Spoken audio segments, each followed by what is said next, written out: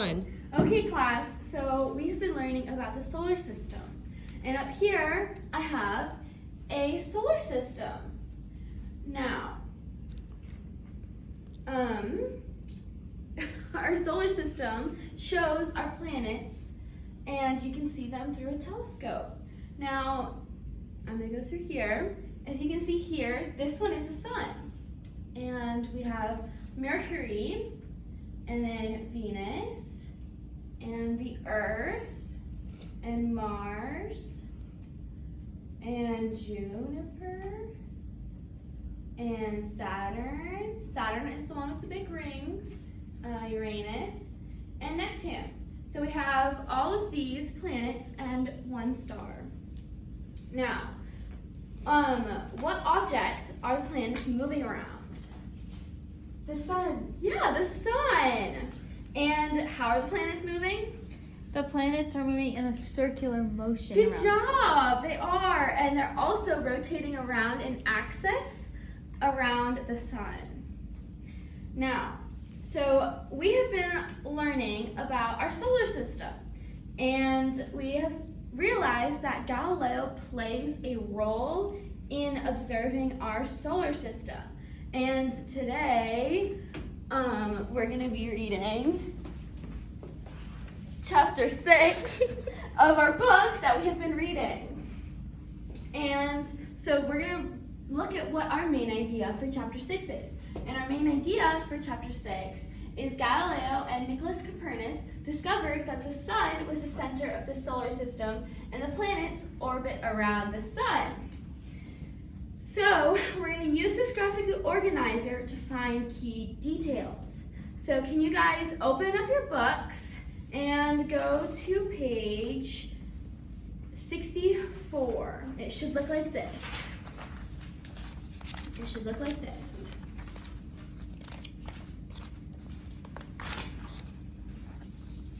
Yep, page 64. And so we're going to read this. And we're going to read it and we're going to find one key detail on this page that supports our main idea.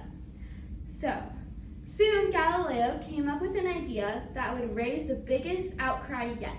The astronomer pointed his telescope at the planet Venus. Over several nights, he watched Venus go through phases, just like our moon. Its glow changed from a sliver of light to a half orb to a full orb. Only one thing could explain these phases. Galileo decided Venus must be orbiting the sun and reflecting its light. If the planet Venus was orbiting the sun, then so was the Earth. This idea flew in the face of commonly held beliefs. Nearly everyone agreed with Aristotle that the Earth stood absolutely still in the center of the universe, and the sun, stars, and planets circled the Earth once a day. So now, we're going to go back and we're going to go look at the first paragraph. In the first paragraph, we can see that it says the astronomer pointed his telescope at the planet Venus. That means he was observing Venus. And it says over several nights he watched Venus go through phases. So he was watching Venus. And he realized these phases meant that Venus was orbiting around the sun. Now that is our key detail, one of our key details for this, that Galileo watched Venus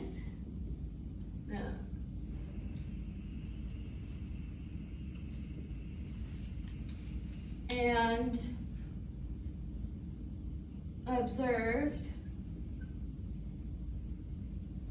that it went around the sun. That is one of our main ideas. So now we're going to go back to the beginning of our book and we're going to read through the whole chapter with a partner read, and we're going to use sticky notes to put down what we think is going to be our main ideas that we're going to use later. So we're going to start at the beginning, and we're going to partner read.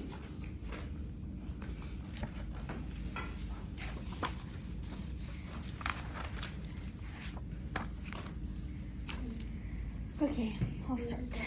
Galileo set to work writing a book about his discoveries. His drawings of the stars and moon became the illustrations. The book was entitled The Starry Messenger. The title referred to Galileo's new telescope, but it described Galileo himself just as well. Guys. Okay. Galileo wrote the Starry Messenger in Galileo Latin. wrote the It was Starry the written Messenger in language Latin. used by It was the men written all over language Europe. used by That way, men people all in over countries outside Italy could read it too. The book became an immediate bestseller all over Europe. It made all over Europe. It made Galileo very famous. Galileo hoped the book can read this one.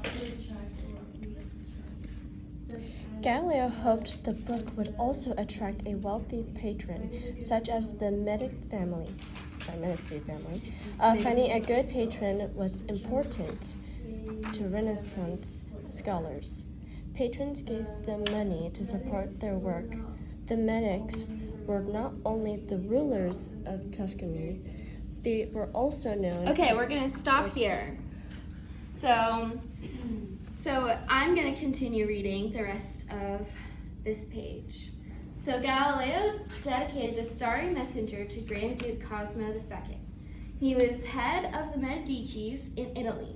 Galileo presented the book to Grand Duke along with the telescope he used to search the heavens. And Galileo didn't stop there.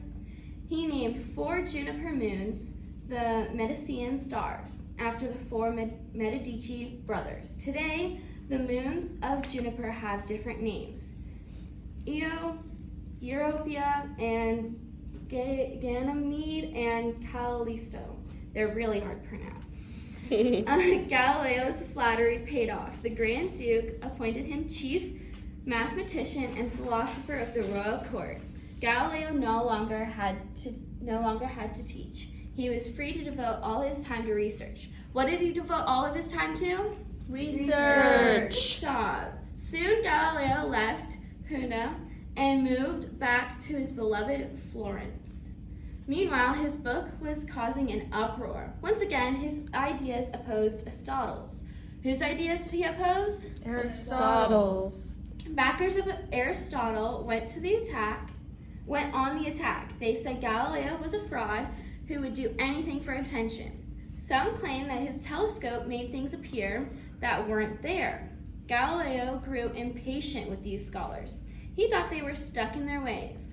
They wish never to raise their eyes from Aristotle's pages, he said, as if this great book of the universe had been written to be read by nobody but Aristotle. Galileo couldn't see why an ancient Greek philosopher should have the last word on everything. In fact, he thought that Aristotle would agree with him if you looked through the telescope. So we're going to now read about the Medici family. Starting about 1420, the Medicis amassed a huge fortune in trade and banking. With wealth came power. In time, the Medici family line included princes, dukes, 4 popes, and queens of Spain and France. Medicis ruled Florence almost without stop for the 1420s and to the 1730s. Their generous donations to the arts and learning helped make Florence the chief center of the Renaissance. Their palace library was the largest library in Europe. Galileo's close ties to the Medicis went far back. His father worked as one of their court musicians. Grand Duke Cosimo I appointed Galileo to teach at the University of Pisa in 1589, and Grand Duke Cosimo II, his former pupil, became his patron in 1610. Soon, Galileo came up with an idea that would raise the biggest outcry. The astronomer pointed his telescope at the planet Venus. Over several nights, he watched Venus go through the phases just like our moon. Its glow changed from a sliver of light to a half orb to a full orb. Only one thing could explain these phases, Galileo decided. Venus must be orbiting the sun and reflecting its light. So that's our one of our main key details for our main idea. If the planet Venus was orbiting the sun, then so is the Earth. This idea flew in the face of commonly held beliefs. Nearly everyone agreed with Aristotle the Earth stood absolutely in the center of the universe, and the sun, stars, and planets circled the Earth once a day. Galileo, however, believed in what he saw. He was sure that an earlier scientist named Nicholas Copernicus had the right idea. In 1543, Copernicus had suggested that the sun was the center of the universe. The planets, including Earth, circled about it. It was understandably why this idea seemed ridiculous. Every day people watch the sun moving across the sky, bringing light at sunrise and darkness at sunset. So, now I'm going to ask some questions. What idea did Galileo agree with Copernicus about? Yeah? The planets rotate around the sun. Yeah. And what language did Galileo write the starry messenger in? Yeah? Latin. That's right. What did Galileo dedicate his book to the Grand Duke Cosmo II? Yeah? He wanted to be appointed chief philosopher and mathematician, that he can devote his time to research. Yeah, good job.